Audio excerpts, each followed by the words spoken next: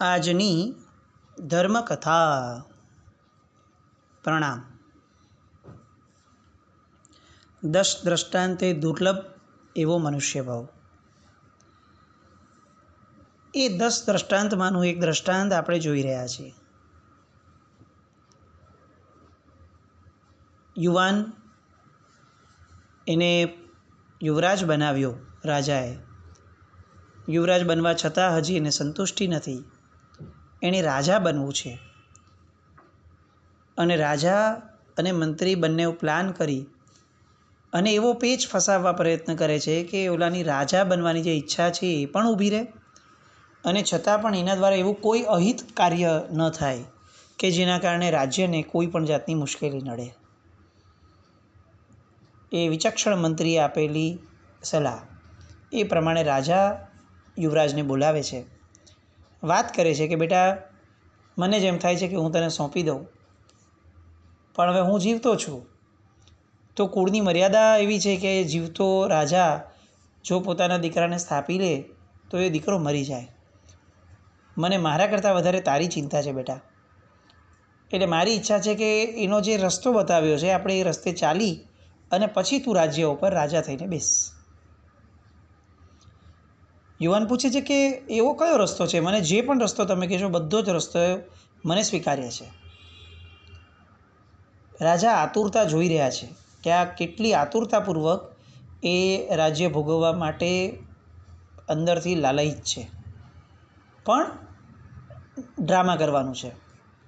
એટલે એ કહે છે કે બહુ સરસ દીકરા, હવે જો વાત એ છે કે તારે મારી હારે આ જે રાજ્ય ભોગવવાની વાત છે તારી એ સોર્ટ આઉટ કરવું હોય તો તારે મારી સાથે જુગાર રમવો પડશે. બોલો કે ઓહ, એમાં શું મોટી વસ્તુ છે? ડન, હું તમારી હારે જુગાર રમીશ. એક તો આમે એ દીકરાને એના બધા મિત્રોએ જુગારની આદત પડાવી દીધેલી, એટલે હવે એ જુગાર એ તો એની માટે બેસ્ટ પાર્ટ થયો કે એ બાને જુગાર રમવા પણ મળશે અને રાજ્ય પણ મળી જશે. એને હવે પપ્પા એના પિતાશ્રીએ ફોડ પાડે છે. જો આપણી રાજ્યસભાની અંદર છે ને 108 થાંભલાઓ છે. તો કે બરાબર, હવે તું એક થાંભલો જો, કોઈ પણ એક થાંભલો પકડ, દેખાડ્યો અને કીધું જો આ થાંભલાની કારીગરી જુએ છે, આ થાંભલાને 108 એંગલ છે. તો કે હા બરાબર છે, આપણે ત્યાં આવો ભવ્ય રચનાત્મક કલા કારીગરીવાળા સ્તંભો છે, મને ખ્યાલ છે. હવે એક ખૂણેથી 108 વાર જુગાર રમવાનું. તો કે બરાબર. એ પછીથી દરેક 108 જે સ્તંભો છે એટલા સ્તંભો સુધી જુગાર રમવાનું. તો કે બરાબર, એનો પણ કશો વાંધો નથી. હવે શરત એ છે કે જ્યારે 108મો સ્તંભ, એનો 108મો ખૂણો, એની ઉપર 108મી વાર જુગાર, એ જ્યાં સુધી રમાય ત્યાં સુધી તારે અખંડપણે જીતવું પડશે. જો તું આમાંથી એક પણ વાર હારી ગયો તો આપણે સૌથી પહેલાં થાંભલાથી ફરીથી શરૂ કરવાનું. સમજ તું 100મા થાંભલે આવ્યો, ત્યાં સુધી અખંડપણે જીત્યો. 100મા થાંભલાના 108મા ખૂણે 106મી વાર રમતી વખતે અગર તું હારી ગયો સપોઝ, તો આપણે સૌથી પહેલાં સ્તંભ આગળ જવાનું અને એને પહેલાં ખૂણાને સ્ટાર્ટ કરવાનું. યુવરાજની અંદર આટલી બુદ્ધિ હોત કે આ અશક્ય વાત પપ્પા કરે છે, પિતાજી કરે છે, તો કદાચ એને પોતાના પિતાને મારવાનો દુષ્ટ વિચાર પણ ના આવ્યો હોત. પોતાની રાજ્ય મેળવવાની લાલસાની અંદર અંધ બનેલો એ યુવાન એ સ્વીકારી લે છે કે મને આ ચેલેન્જ મંજૂર છે, જુગાર જ રમવાનું છે ને એમાં શું મોટી વસ્તુ છે. એટલે પિતાજી કહે છે કે જો હું તને ફરીથી ફોડ પાડીને કહું, આપણે છે ને ટોટલ 108 ગુણ્યા 108 ગુણ્યા 108 એટલે કે 12,59,712 વાર રમવાનું છે. આ 12,59,712મી વાર રમવામાં જો તું વચ્ચે ક્યાંય બી હારી ગયો તો આપણે 0થી સ્ટાર્ટ કરશું. બોલો યુવરાજ કહે છે કે બધું બરાબર, મને બધું માન્ય છે, જુગાર જ રમવાનું છે ને, મને બધું માન્ય છે. અને હવે રમવાનું શરૂ થાય છે. યુવાન જીતે પાછો હારે, પાછો 0 પર આવે, જીતે ઘણું જીતે પાછો હારે, પાછો 0 પર આવે. અંદરમાં હજી પણ એ લોભ સત્તાનો એ ઘટતો નથી. દિવસો, મહિનાઓ અને વર્ષો વીતતા જાય છે. આ જુગારની રમત ક્યારેય એના અંતિમ પડાવ તરફ આવતી પણ નથી. શાસ્ત્રકાર ભગવંતો કહે છે કે આવો આ જુગાર કદાચ 12,59,712 વાર સળંગ એ યુવરાજ પોતાના પિતા સામે જીતે એવું કદાચ બની શકશે, પણ ગુમાવેલો મનુષ્ય ભાવ એ કોઈ કાળે બીજી વાર નહીં મળી શકે.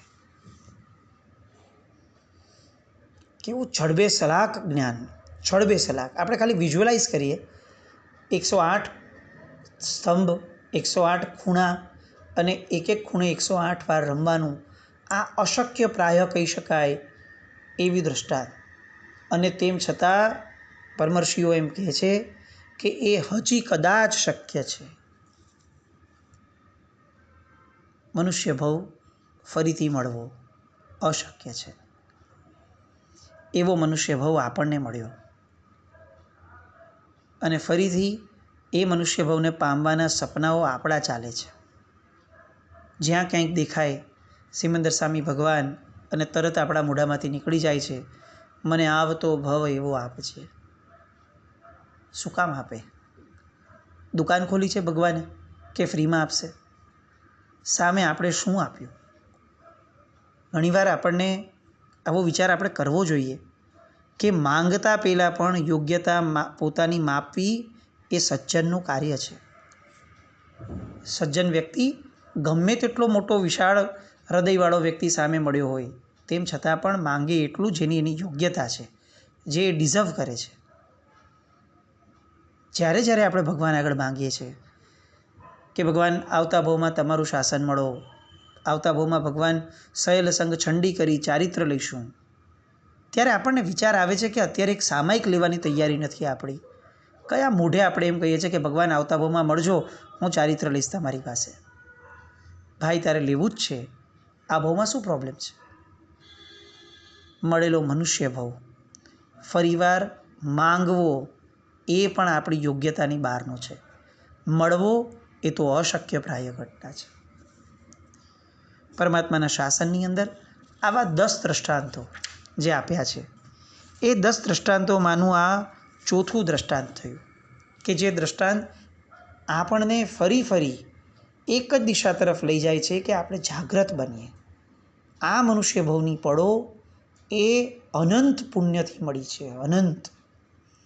એની એક એક પળનો હિસાબ લેતા શીખીએ, એની એક એક પળને કઈ રીતે સફળ કરી શકાય એ પ્રયત્ન કરતા શીખીએ, એની એક એક પળ આવતા મનુષ્ય ભવ માટેનું ઇન્વેસ્ટમેન્ટ બની રહે એવી સુકૃતથી પરિપૂર્ણ એ પળ બનાવવા માટેનો એક પાગલ જેવો પુરુષાર્થ જ્યાં સુધી અંદરમાં નહીં પ્રગટે ત્યાં સુધી આ બધા બોલાયેલા શબ્દો, ભવો ભવ તુમ ચરણોની સેવા, ભવો ભવ ભગવાન મને તારું શાસન મળો, આ બધું આપણા વચનોનો એક વાણી વિલાસ થઈ અને અટકી જશે. કુદરત એટલી બધી કૃપાળુ પણ નથી કે આપણે કંઈ જ ન કર્યું હોય તેમ છતાંય બધું આપે. આપણે જાગવું જ પડશે, પુરુષાર્થને પ્રધાનતા સાથે લેવો જ પડશે. કોઈ ભવિતવ્યતા અચાનક ક્યારે પણ કોઈને પણ સાવ નીચે તળિયેથી ઉચકીને શિખર પર ન બેસાડી દે. એમાં એ પુરુષાર્થ માંગે છે. 5મું દ્રષ્ટાંત, જે દ્રષ્ટાંતથી આપણે હજી પણ આ મનુષ્ય ભવની જે દુર્લભતા છે એને કદાચ સમજવામાં ઊણા ઉતર્યા હોય તો આનાથી એક ચડિયાતું દ્રષ્ટાંત હવે શાસ્ત્રકાર ભગવંતો આપે છે. એક જબરદસ્ત દ્રષ્ટાંત. નગર હતું, વર્ષો પહેલાંની વાત, હજારો લાખો વર્ષો પહેલાંની વાત. નગરનું નામ હતું ધન સમૃદ્ધ. નગરનું નામ ધન સમૃદ્ધ એટલા માટે હતું કારણ કે નગર એ ધનથી પરિપૂર્ણ એવું સમૃદ્ધ હતું. કદાચ એમ કહી શકાય કે એટલી હદ સુધીનું સમૃદ્ધ કે આ નગર જોઈ અને કુબેરને ઈર્ષ્યા આવી ગઈ હશે અને કુબેર ભાગી ગયો હશે અને કોઈક બીજી જગ્યાએ જઈ અને પોતાના નગરમાં વસાવ્યું હશે પોતાનું નગર. એટલું સમૃદ્ધ એવું આ નગર. આ નગરની અંદર ધનદ નામનો એક વણિક, આ ધનદ નામના વણિકને એક ગજબનો શોખ હતો. દરેક વ્યક્તિને એક પોતાનો શોખ હોય છે. ધનદને શોખ હતો રત્નો ભેગા કરવાનો શોખ. લોકોને પૈસા ભેગા કરવાનો શોખ હોય, ધનદને રત્ન ભેગા કરવાનો શોખ હતો. અને આ ધનદ પોતાના શોખને લોયલી, અત્યંત પ્રામાણિકપણે, વફાદાર રીતે વળગીને રહેલો હતો. એ નગરની અંદર રાજાએ ઘોષણા કરાવેલી કે જેની પાસે જેટલા લાખ સોના મહોર હોય એટલા એણે પોતાના મહેલમાં દીવા પ્રગટાવવા, અને જેટલા કરોડ સોના મહોર હોય એટલી એણે ધજાઓ ફરકાવી. અત્યારે કદાચ બાય મિસ્ટેક આપણને આવું કોઈ ફરમાન આપી દે, એક માયનો લાલ એવો ન હોય કે જે એક ધજા પ્રગટાવે અથવા એક દીવડો પણ પ્રગટાવે ઘરમાં. કારણ કે સૌથી વધારે ચોરીનો ભય આપણને રાજા તરફથી છે. સૌથી વધારે આપણને અપ્રામાણિક જો કોઈ લાગે છે તો એ રાજા લાગે છે, આ આપણી સરકાર લાગે છે. પણ એ લોકશાહી નહોતી, એ સમયે એ રાજાશાહી હતી. અને આપણે જે દારિદ્ર્ય અવસ્થામાં છીએ કે જેમાં સરકાર તરફ જ આપણને કોઈ જ વિશ્વાસ નથી, આપણો રાજા જ સૌથી મોટો ચોર છે, કારણ કે આપણે લોકશાહીમાં છીએ. અને એ સમયે રાજા એ પ્રજાવત્સલ હતો, કારણ કે એ રાજાશાહી હતી. ઋષભદેવ ભગવાને સ્થાપેલી રાજાશાહી, એનાથી વિચલિત થયેલા આપણે હવે જો સુશાસન માંગતા હોઈએ તો એ 3 કાળમાં અશક્ય છે. જો લોકશાહીમાં સુશાસન થોડું ઘણું પણ શક્ય હોત તો ઋષભદેવ ભગવાને રાજાશાહી ન સ્થાપી હોત. ઋષભદેવ ભગવાન રાજાશાહી સ્થાપીને ગયા એ દર્શાવે છે કે 3 જ્ઞાનના ધણી એવા ભગવાનને ખ્યાલ હતો કે આ જગતની અંદર જો સુચારુ વ્યવસ્થા ક્યાંયથી પણ મળી શકશે તો એ રાજાશાહીમાં જ હશે. અને આ રાજાએ પ્રજાનો એટલો બધો વિશ્વાસ જીત્યો હતો કે પ્રજામાં આ જાહેરાત એ સરસ મજાની ઝીલાઈ. દરેક લોકોએ પોતપોતાના મકાન ઉપર ધજાઓ ફરકાવવાની શરૂ કરી. એટલી હદ સુધીનું એ સમૃદ્ધ રાજ્ય હતું કે એક મકાન એવું નહોતું કે જે મકાનમાં ઉપરથી સૂરજનો તડકો જમીન પર આવી શકે. એટલી બધી ધજાઓ લહેરાય કે જાણે એમ લાગે કે સૂરજ એને રોકી લીધો છે એના પ્રકાશને ધજાઓએ. દરેક ઘરે એટલી ધજાઓ, દરેક ઘરે એટલી ધજાઓ. કોઈ પ્રજાને ઇન્કમટેક્સનો રેડ પડવાનો કોઈ ડર નહીં. જે એકચ્યુઅલ છે એ સામે મૂકી દેતા, અને પ્રજાનું આ સમૃદ્ધિ જોઈને રાજા પણ ખુશ થતા કે બહુ સરસ, મારું નગર કેટલું સમૃદ્ધ, કેટલું સુખી છે. રાજાને મન આનંદ થતો. હવે આ ધનદ શેઠ એ મમ્મણનો અવતાર હતા. એ એક પણ રૂપિયો પોતાના ઘરે રાખે નહીં. મમ્મણે જેમ એક બળદ બનાવવા માટે પોતાનું આખું જીવન સોંપી દીધું, એમાં ધનદ શેઠે રત્નો ભેગા કરવામાં પોતાનું જીવન દાવ પર લગાડેલું. એટલે વેપાર સખત મોટો, ક્યાંથી વિદેશોથી કમાઈને લાવે, બધું કરે, પણ પૈસા સોના મોર ટકવા ન દે.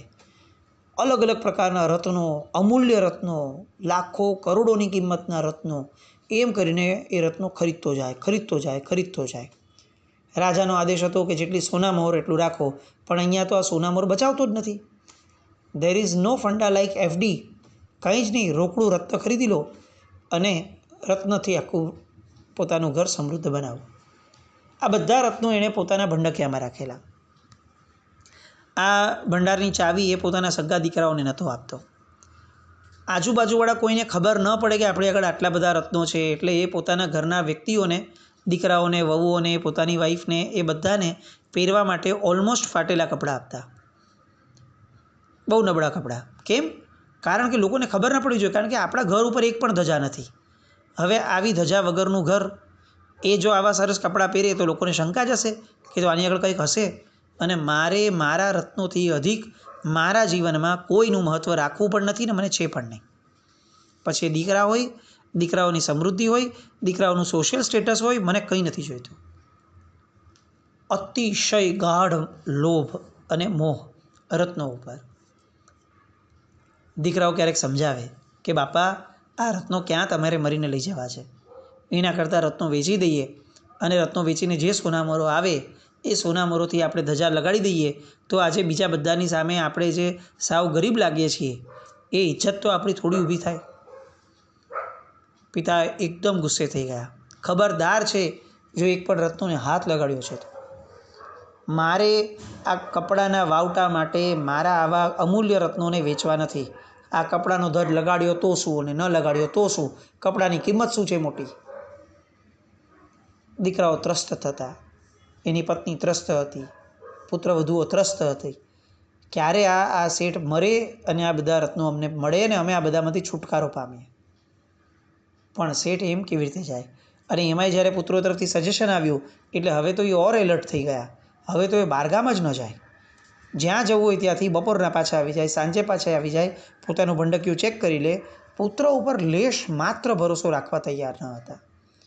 જેમ જેમ પુત્રો ઉપર એનો અવિશ્વાસ વધતો ગયો એમ હવે પુત્રોની પણ ઘેલછા વધી ગઈ કે એકવાર ચાન્સ મળે એટલે તરત બાપનું કરી નાખીએ. પણ એ તક મળતી નહોતી. પણ આ તો કુદરત છે, ઈચ્છેલી વસ્તુઓ આપ્યા વગર કેવી રીતે રહે? અને દીકરાઓની ઈચ્છા પરિપૂર્ણ થાય એવી એક તક મળી. વિદેશથી એક વખત વેપાર માટે આ શેઠે જવું જ પડે એવી સ્થિતિ થઈ. બહુ જ સ્ટ્રિક્ટ શબ્દોની અંદર કહીને ગયેલો કે કોઈએ પણ ડોળો નાખવાનો નથી મારા રત્ન ઉપર, તમારે ફરકવાનું પણ નથી એની નજીકની અંદર. અને ભંડકિયાને એકદમ જબરદસ્ત તાળા લગાડી અને શેઠ વહી ગયા બહારગામ. પણ હવે આ દીકરાઓ આવી તક છોડે કેમ? અને દીકરાઓએ તો થડાથડ લુહારને બોલાવી તાળું તોડાવડાવ્યું અને આખું ભંડકિયું જોયું, ખોલ્યું, છક થઈ ગયા, દંગ રહી ગયા કે આ કઈ દુનિયા છે? આ સ્વર્ગલોક છે કે મનુષ્યલોક છે? હજારો રત્નો અને રત્નોનો પ્રકાશ એવો, રત્નોનો જગજગાટ એવો, એકથી એક કરોડો અબજોની કિંમતના રત્નો અને રત્નનો આટલો બધો ઢગલો. દીકરાઓને લાગ્યું કે આપણે ખાલી ધજા લગાડવા માટે બીજા 100 મકાન બનાવવા પડે એટલા રત્નોની આ કિંમતો હશે. હવે તાત્કાલિક ધોરણે એણે સમાચાર ફેરવવાના શરૂ કર્યા લોકોને કે અમે રત્નો વેચવાના શરૂ કરીએ છીએ. રત્નોની હાટડી લગાડી. વાત નગરમાં આખામાં ફેલાઈ. નગરથી આગળ વધતા બીજા નગરમાં, ત્રીજા નગરમાં, દૂર દેશમાં, દેશાંતર, વિદેશ સુધી ફેલાઈ. અને ઓલો હજી વિદેશમાં છે શેઠ. આ બાજુ આ રત્નોની કોઈ કિંમત શું હોય એ દીકરાઓને અણસાર પણ નહોતો. એને એક જ ઘાઈ હતી કે મારા બાપા આવે એની પહેલાં અમારે જેટલી ધજા લગાડી શકાય એટલું ધન રોકડું કરી લેવું છે, પછી જે ભાવમાં બધું વેચાય વેચી નાખો. અને એણે એક પછી એક હજારો રત્નના ઢગલામાંથી એક પછી એક રત્નોની હાટડી ખોલી. બધા દીકરાઓ લાગી પડ્યા સ્ટોલ લગાડીને કે આવો આવો રત્નો લઈ જાઓ, રત્નો લઈ જાઓ. ચણા મમરાની જેમ રત્નો વેચાવાના શરૂ થયા. કેટલાક દિવસો વીત્યા અને વિદેશમાં રહેલા શેઠ પાસે આ સમાચાર મળ્યા કે આ નગરીની અંદર, ધનસમૃદ્ધ નગરીની અંદર રત્નો વેચાવા સ્ટાર્ટ થયા છે. શેઠને ધ્રાસકો પડ્યો. મોબાઈલ ફોન તો હતા નહીં, એ કોઈ ક્રેડિટ કાર્ડ ડેબિટ કાર્ડ કંઈ બંધ કરવાનું હતું નહીં એ જમાનામાં. એટલે સીધી શેઠે દોટ મૂકી. જેટલું ફાસ્ટ આવી શકે જે મોડ વાપરીને એ મોડ વાપરી અને ધડાધડ એ નગરમાં આવ્યો. પણ એ નગરમાં આવે લોકો એને પગે લાગે, ઓહો તમે તો આટલા સમૃદ્ધ નીકળ્યા, તમારા ઘર પર ધજાઓ જુઓ કેટલી ફરકે છે. શેઠનું ધ્યાન એક જ જગ્યાએ છે કે હું આ ક્ષણે જેટલો બને એટલો ફાસ્ટ પહોંચી જાઉં અને દીકરાઓની બેન્ડ વગાડી દઉં. શેઠ ભાગે છે. ઘર તરફ આવ્યા. દીકરાઓ હજી તો કહેવાના ઉલ્લાસમાં હતા કે જુઓ પપ્પા કેટલી બધી ધજાઓ લાગી ગઈ. પણ શેઠનું મોઢું જોયું અને દીકરાઓને લાગ્યું કે આ તો આપણા માથે કાળ આવ્યો છે. દીકરાઓ ચૂપ થઈ ગયા અને બાપને જે ક્રોધ આવ્યો અને શેઠ જે રીતે એમની પર ગુસ્સે થયા અને ઝાટકી નાખ્યા. પોતાનું ભંડકિયું જોયું, એને એવું લાગ્યું કે હજારો રત્નો વેચાઈ ગયા છે. હવે જે બચ્યા એને તો એણે તાત્કાલિક બંધ કર્યા. પણ છોકરાઓને, પોતાની પત્નીને, પોતાની પુત્રવધૂને બધાને ઝાટકી નાખ્યા. તમે આવું કરી જ કેમ શક્યા? મૂર્ખાઓ છો તમે લોકો. ના પાડીને ગયેલો તો પણ કેમ કર્યું? હવે હું તમને છોડીશ નહીં. અને શેઠે એમને સ્પષ્ટપણે ફરમાન આપ્યું, બોરિયા બિસ્તરા બાંધો, નીકળો અહીંયાથી ઘરની બહાર, નિર્ધન અવસ્થામાંથી બહાર નીકળી જાઓ. જ્યાં સુધી તમે મારા અહીંયાથી લેવાયેલા મારા રત્નો જેટલા વેચ્યા છે એ બધા જ રત્નો, એક પણ રત્ન બાકી ન રહે ત્યાં સુધી, એ રત્નો પાછા લઈને નહીં આવો ત્યાં સુધી ઘરમાં પ્રવેશ નહીં આપો. દીકરાઓ પુત્રવધુઓ લાચાર હતા. બીજી કોઈ આવડત હતી નહીં. એટલે હવે એમની પાસે આ રત્નો ભેગા કરવા સિવાય કોઈ જ રસ્તો ન બચ્યો. વર્સ્ટ પાર્ટ એ હતો કે અહીંયા તો રોકડા કરવાતા, એટલે દેશથી વિદેશથી ક્યાંયથી પણ આવ્યા, કોઈ રિસિપ્ટ થોડી હોય, કોઈ એડ્રેસ થોડી હોય.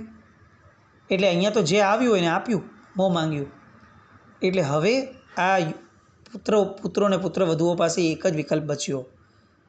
આ દેશમાં પરદેશમાં જેટલા ઘરો છે એ બધા જ ઘરોએ જવું, દરેક વ્યક્તિને પૂછવું કે તમે રત્નો ખરીદેલા, અને અગર એણે રત્નો ખરીદ્યા છે તો એટલા પૈસા કમાઈ અને એને રત્ન એની પાસેથી ખરીદવું.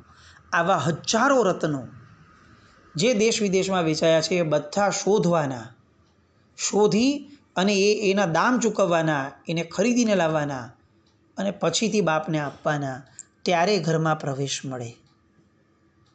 શાસ્ત્રકાર ભગવંતો કહે છે, હજી એકવાર આ દીકરાઓને અને પુત્રવધુઓને ઘરમાં પ્રવેશ મળી શકશે. એ લોકો કદાચ આ બધા રત્નોને આખા દેશ વિદેશમાંથી ગોતી શકશે એમના આયુષ્ય દરમિયાન, પણ ગયેલો મનુષ્ય ભાવ એ બીજી વાર ક્યારેય નહીં મળી શકે. મનુષ્ય ભાવની દુર્લભતા, મનુષ્ય ભાવની મહત્તા એ જો આપણે નહીં સમજી શકીએ તો આપણાથી વધારે મૂર્ખ શિરોમણી કોણ હશે. આપણી એક એક ક્ષણોને આપણે ઓળખીએ, પારખીએ. રત્નો ખરીદવા, રત્નો વેચવા, આ આખી ઘટનાની અંદર એ બધું જ શક્ય બને કે દેશ વિદેશના કરોડો અબજો ઘરોમાં પૂછી અને રત્નો ભેગા કરવા એ કદાચ શક્ય બને, પણ આ મનુષ્ય ભાવ ન મળે. આવો આ મનુષ્ય ભાવ આપણે બધા સફળતા તરફ આગળ એમાં વધીએ એવી શુભ મંગલ કામના સાથે. જીનાજ્ઞા વિરુદ્ધ કંઈ પણ બોલાયું હોય તો મિચ્છામિ દુક્કડમ જૈનમ જયતિ શાસન.